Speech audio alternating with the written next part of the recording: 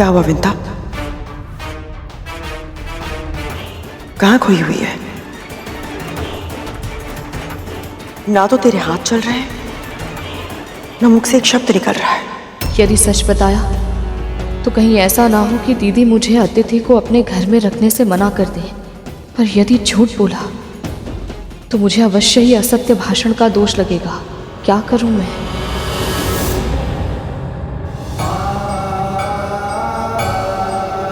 प्रभु,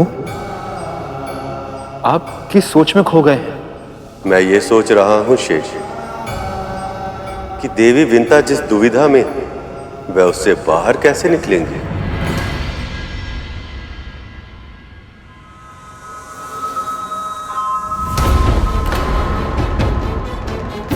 तुझे क्या लगता है मैं तुझे पहचानती नहीं हूं? तू बार बार बहाने बनाएगी और मुझे कुछ पता नहीं चलेगा। अंतिम बार तुझसे पूछ रही हूं, क्या हुआ है?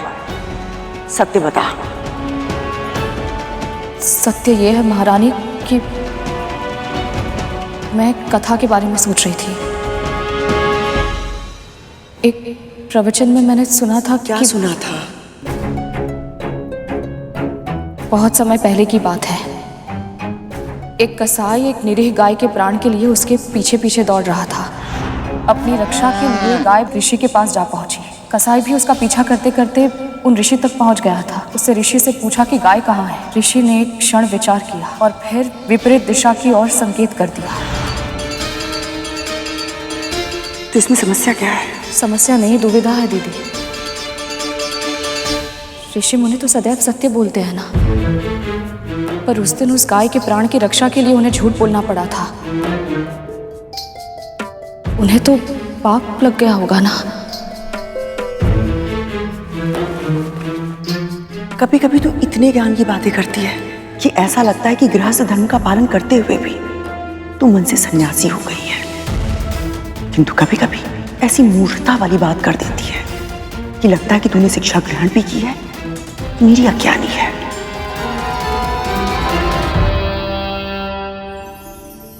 ऋषि के पास दो विकल्प थे, या तो वो सत्य बोलते और उन्हें गौ हत्या का पाप लग जाता, या फिर झूठ बोलकर असत्य भाषण का दोष अपने ऊपर ले लेते।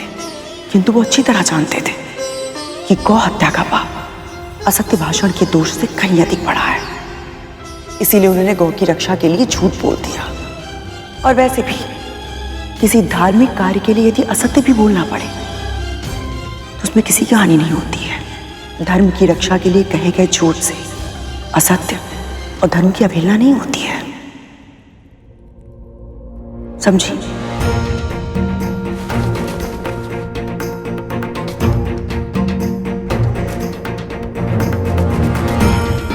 सत्य कहा दीदी। इसलिए आज मैं भी आपसे सत्य छुपाने के लिए विवश हूं, क्योंकि असत्य भाषण का दोष अतिथि के तिरस्कार से बड़ा नहीं होता।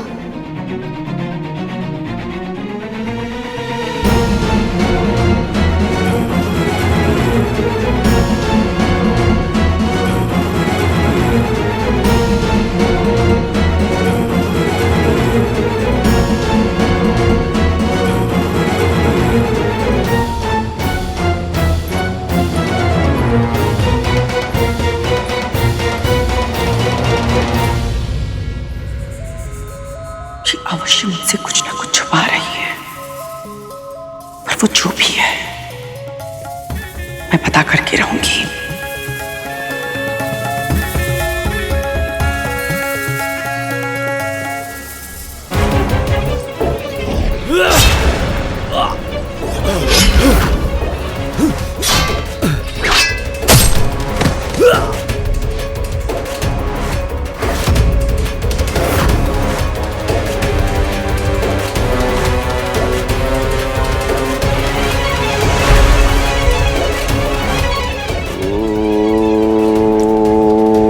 नमः शिवाय।